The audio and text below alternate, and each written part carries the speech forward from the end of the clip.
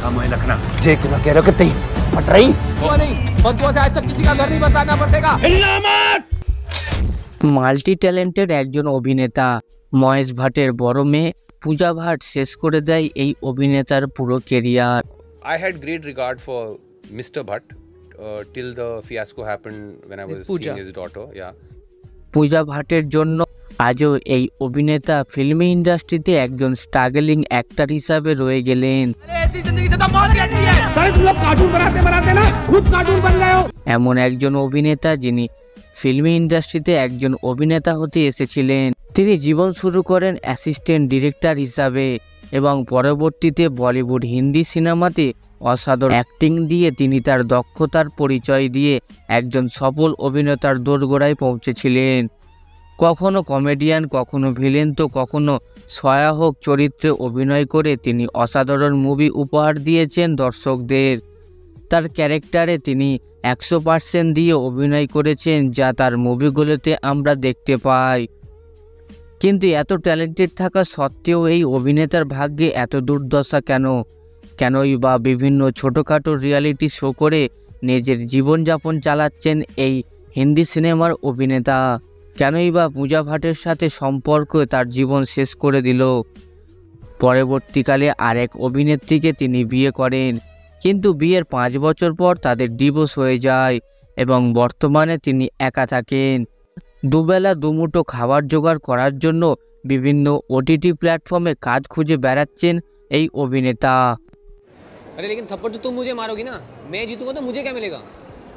तुम मुझे पिंच कर सकते हो। वाह, तुम जीतो तो थप्पड़, मैं जीतू तो पिंच। কিছুদিন আগে তাকে বিগ বস OTT 3 প্ল্যাটফর্মে দেখা গিয়েছিল, যেখানে তিনি তার নিজের পেনফুল স্টোরি সম্পর্কে কিছু কথা শেয়ার করেছেন।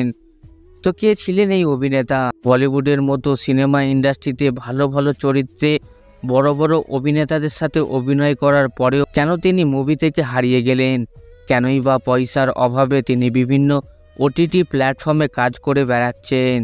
জানবো পুরো সব ঘটনা এই ভিডিওর মাধ্যমে। তার আগে বন্ধুরা, আপনি যদি আমাদের এই সেলেব পরিচয় চ্যানেলের নতুন ভিউয়ার হয়ে থাকেন, আমাদের এই চ্যানেলটি অবশ্যই সাবস্ক্রাইব করবেন।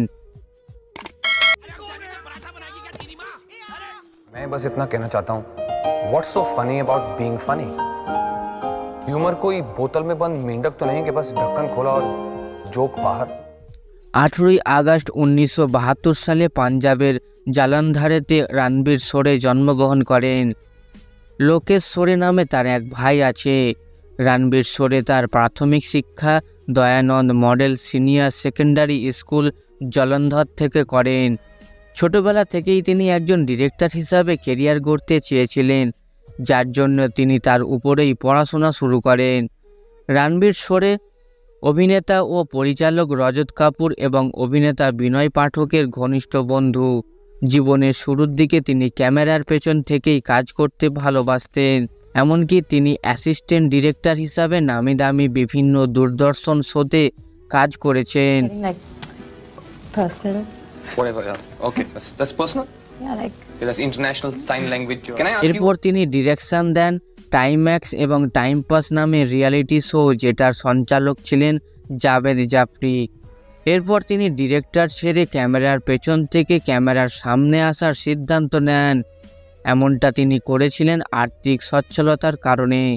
তিনি ডিরেকশনে ততটা সচ্ছলতা বোধ করছিলেন না। আসলে তিনি চাচ্ছিলেন তার একটি পার্মানেন্ট ইনকামের সোর্স থাকুক। এমনকি তিনি বিভিন্ন থিয়েটারে কাজ করতে শুরু করেন। এরপর তিনি চ্যানেল ভি এর বিভিন্ন শোতে কাজ করতে শুরু করেন। চ্যানেল ভি ছিল ওই সময়কার একটি বড় চ্যানেল। ওই শোগুলোতে কাজ করতে করতে তিনি টেলিভিশন নিজের একটি আলাদা পরিচয় বানাতে শুরু করেছিলেন। এরপর তিনি তার লাইফের সবচেয়ে বড় ডিসিশন নেন। তিনি চ্যানেল ভি ছেড়ে দিয়ে প্রফেশনালভাবে ফুল টাইম একজন অভিনেতা হিসাবে কাজ করার ডিসিশন নেন হিন্দি সিনেমা ইন্ডাস্ট্রিতে। আর এখান থেকেই শুরু হয় তার জীবনের স্ট্রাগলিং সময়টা, যেটা থেকে আজও বের হতে পারেনি এই অভিনেতা। बहुत खाया मैंने।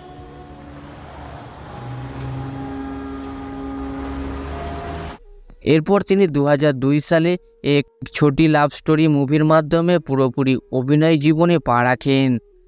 তিনি বিভিন্ন প্রোডাকশন কোম্পানির কাছ থেকে রিজেকশন পাচ্ছিলেন, কেউ তাকে কাজে নিতে রাজি ছিল না। তার কারণ ছিল বলিউড ডিরেক্টর মহেশ ভাটের কন্যা ও মহেশ ভাট নিজেই। ওই সময় মহেশ ভাটের বড় মেয়ের পূজার সাথে রণবীর শোরের সম্পর্ক ছিল। পূজা ছিলেন রণবীর শোরের গার্লফ্রেন্ড। তারা দীর্ঘদিন সময় লিভিংয়ে থাকেন। গার্লফ্রেন্ড থাকা অবস্থায় তাদের মধ্যে বিভিন্ন প্রকার মনোমালিন্য দেখা দিলে পূজা ভাট রণবীরের ওপর বিভিন্ন রকমের অত্যাচারের এলিগেশন লাগান। রণবীর ও পূজার বিরুদ্ধে বিভিন্ন রকমের কথা বলে। ওই সময় তাদের এই সম্পর্কের খবর মিডিয়ায় খুব আলোচিত হয়। आई थिंक तुम्हें बहुत बुरा बॉयफ्रेंड मिला है and I think we should break up. So pathetic. You think এবং ভাট ফ্যামিলি রণবীরকে কোনো মুভিতে কাজ না দেওয়ার আর্জি করেছিলেন ডিরেক্টরদের কাছে। যেহেতু ডিরেক্টর মহেশ ভাট একটা বড় নাম ছিল, তাই ওই সময় অভিনেতাকে কাজে নিতে কোনো ডিরেক্টররা ঝুঁকি নিচ্ছিলেন না। अचानक से बिग बॉस में जाने का डिसीजन कैसे लिया? सर एक्चुअली मुझे ये लोग हर साल कॉल करते हैं। आई थिंक इनके जो वेले एक्टर्स की लिस्ट है उसमें मैं हर साल होता हूँ। ওই সময় অভিনেতা একদিক গার্লফ্রেন্ডের বিভিন্ন অত্যাচারের কথা, অন্যদিকে নিজের মায়ের মৃত্যুর কথা শুনে একেবারে ভেঙে পড়েছিলেন তিনি। এরপর 2003 সাল থেকে 2005 সাল পর্যন্ত মোট 4টি মুভিতে অভিনয় করেন তিনি। তার মধ্যে জিসম মুভিটি সুপারহিট হয়, তবে মুভিতে সহায়ক রোল থাকার কারণে তার অভিনয়টা ততটা চোখে পড়েনি কারোর। এরপর 2006 সাল রণবীর শোরের জন্য কেরিয়ারের একটি টার্নিং পয়েন্ট হয়ে আসে। ওই বছরে তিনি প্যার কি সাইড এফেক্ট এবং খোসলা কা ঘোসলা মুভিতে অভিনয় করেন। आंटी को मार गोली, मेरे से बात कर। उस दिन तो बड़े ठह ठह नोट गिन रहा था। सीधी तरह बता बात क्या, नहीं तो हमारे पास दूसरे तरीके भी हैं। এবং মুভি দুটি জবরদস্ত হিট হয়। এরপর 2007 সালে ভেজা ফ্রাই, নো স্মোকিং, আজা নাচলে, 2008 সালে অক্ষয় কুমারের সাথে সিং ইজ কিং, আগলি और পাগলি এবং গুড লাগের মতো মুভিতে অভিনয় করেন তিনি। এরপর 2009 থেকে 2024 সাল পর্যন্ত কম বেশি 44টি ছোট বড় মুভিতে অভিনয় করেন এই অভিনেতা, যার মধ্যে চাঁদনি চক টু চায়না, এক থা টাইগার, টাইগার 3-র মতো বড় বড় ব্যানারের মুভিতে অভিনয় করতে দেখা গিয়েছে এই দক্ষতা সম্পন্ন অভিনেতাকে। 2010 সালে পূজা ভাটের সাথে ব্রেকআপের কিছু বছর পর দীর্ঘদিনের গার্লফ্রেন্ড অভিনেত্রী কোকেনা সেন শর্মাকে বিয়ে করেন তিনি। তাদের এক ছেলে আছে, কিন্তু বিয়ের ঠিক 5 বছর পর তাদের মধ্যে মনোমালিন্য দেখা দিলে 2015 সালে সেপারেশনে চলে যান এবং তাদের অফিসিয়ালি ডিভোর্স হয় 2020 সালে। তিনি 21 বছরের ফিল্মি জীবনে ছোট বড় মাঝারি সব ধরনের অভিনয় করেছেন এবং শুধু একটা ক্যারেক্টার নয়, তিনি মাল্টি ক্যারেক্টারে অভিনয় করে দেখিয়ে দিয়েছেন যে তিনি সব ক্যারেক্টারে সাবলীলভাবে অভিনয় করতে পারেন। পরবর্তীকালে তিনি ঝলক দিখলা যা 7 এবং চলো কোই বাত নেহির মতো রিয়েলিটি শো হোস্ট করেন। তিনি বিভিন্ন ডিজিটাল সিরিজ যেমন Rangbaaz, Secret Game, high and Hasmukh, Metro Park, Tabbar এবং সানফ্লাওয়ারতে উপস্থিত ছিলেন। তিনি 2024 সালের reality show Bigg Boss OTT 3 সিজনে একজন প্রতিযোগী হিসাবে প্রবেশ করেছিলেন। বর্তমানে তিনি একা থাকেন এবং বিভিন্ন OTT প্ল্যাটফর্মগুলোতে কাজ করে জীবনযাপন করছেন অতি কষ্টে। বন্ধুরা, এমন একজন ট্যালেন্টেড অভিনেতার সাথে কি সত্যি বলিউড ইন্ডাস্ট্রি ঠিক করেছে? এই অভিনেতার কোন মুভি বা কোন মুভির অভিনয়টা আপনার সবথেকে বেশি ভালো লাগে তা আমাদের এই ভিডিওর কমেন্ট বক্সে কমেন্ট করতে পারেন। Thanks for watching this video. এরকমই অভিনেতা অভিনেত্রীদের অজানা তথ্য জানতে আমাদের এই সেলেব পরিচয় চ্যানেলটি অবশ্যই সাবস্ক্রাইব করে রাখুন। Thanks for watching this video.